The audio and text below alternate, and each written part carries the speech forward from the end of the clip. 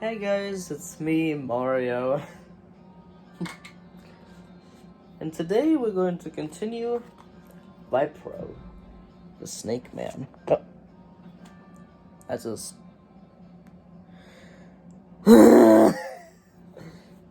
My goodness. I think we were in chapter 2? No, chapter 3, the bargain. Chapter 3. Lost my spot, then I found it again.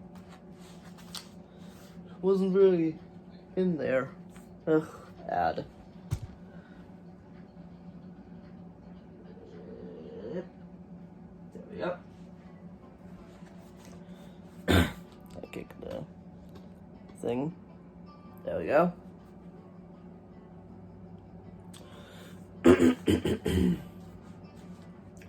Chapter 3. The bargain.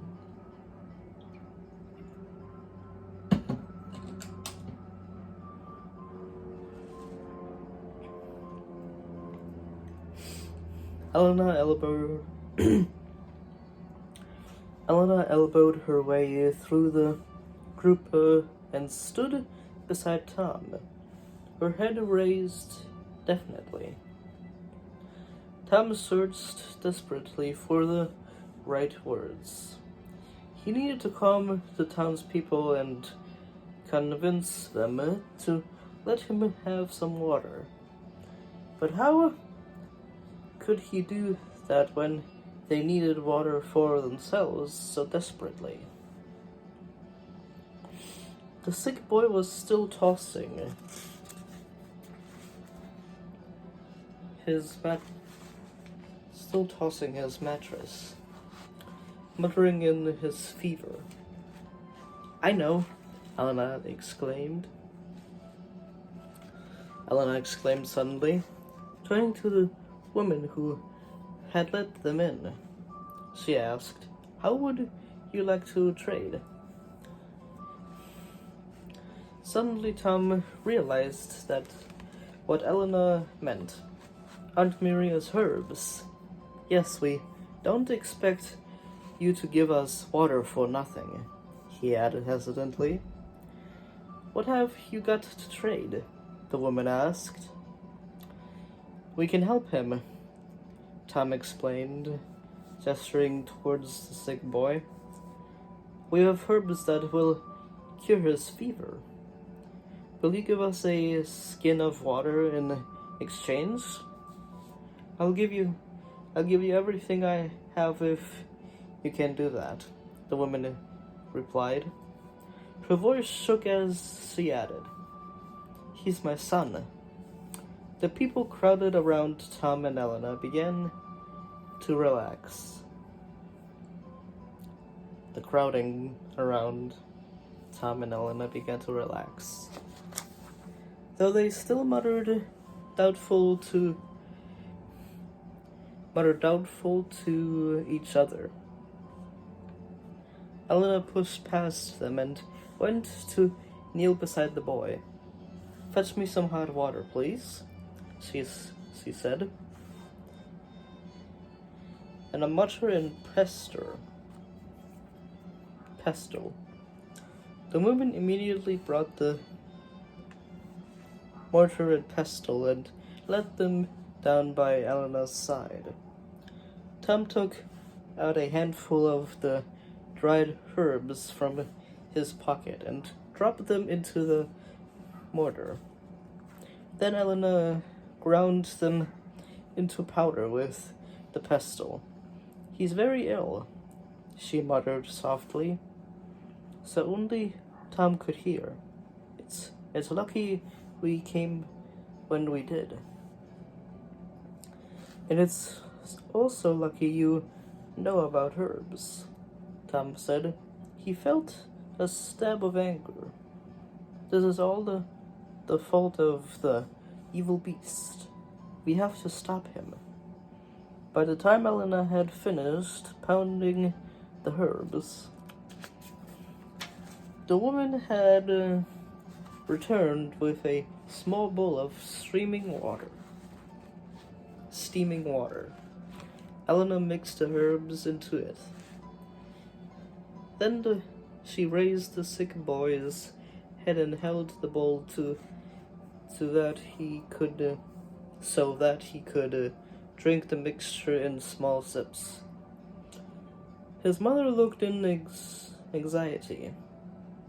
anxiously, while Tom dipped a rag into the dish of water and bathed the boy's forehead.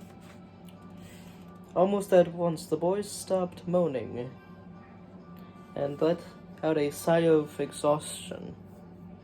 His eyes closed and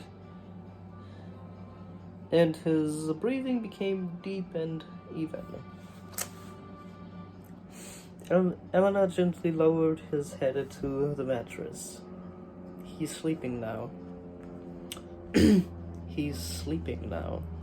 She handed the bowl to his mother. Give him the rest of that when he wakes up. Thank you. The woman used her headcloth to wipe tears from her eyes. He hasn't been so quiet in days. I'll fetch you water. Tom and Elena went to the door to wait for her. The other people settled down again. Their glance was more friendly now. A few moments later, the woman came back carrying a leather skin of water and handed it to Tom. She held open the door, and the baking heat of the marketplace hit them once more. I'm sorry I was so unfriendly, she said. We've always welcomed strangers until now, but we've never known heat like this before. Times are desperate. Is there anything else I can do for you to make up for it? Elena glanced over at Storm and Silver, still waiting beneath the tree. We could ask her to keep the animals for us, she whispered to Tom. Tom shook his head. He knew there was nothing more the women could do for them.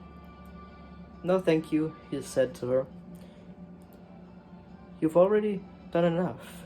We'll be on our way now. Good luck, then. She raised her hand in farewell, as Tom and Elena made their way back to Storm and Silver. Why wouldn't you ask her? Elena asked.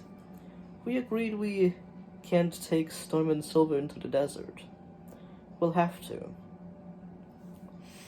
Tom's voice was shaking. He found it hard to control himself when he thought of what he had seen in the desolate town. Ads. There we go. These people have nothing. We can't ask any more of them.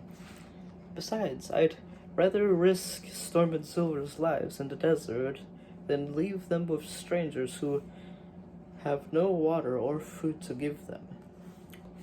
Elena nodded. You're right. We need to stay together, but it's going to be hard.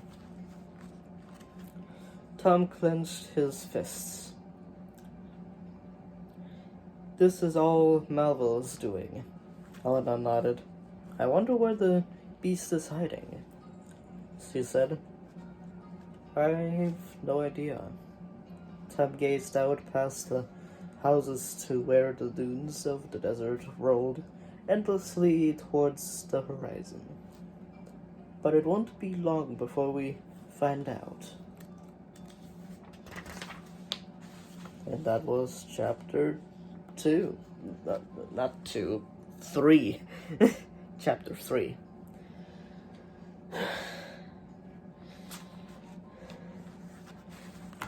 Today is Tuesday, I think? No, today's Thursday. Yes, today's Thursday. I will read another chapter of the Beast Quest on Tuesday. Hope you guys subscribe so you can see that or hear it.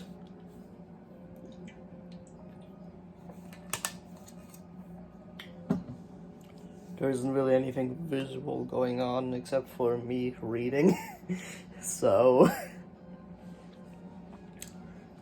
I don't think any reading channels have ever done this before, reading in front of a camera. They probably only read into a microphone and then put something visual on the screen. But I don't know how to do that, so you get this instead. But I hope you guys like, subscribe, hit the bell if you want to get notified every time I make a new video. Well, hope you have a lovely day, and I will see you next week. Bye-bye!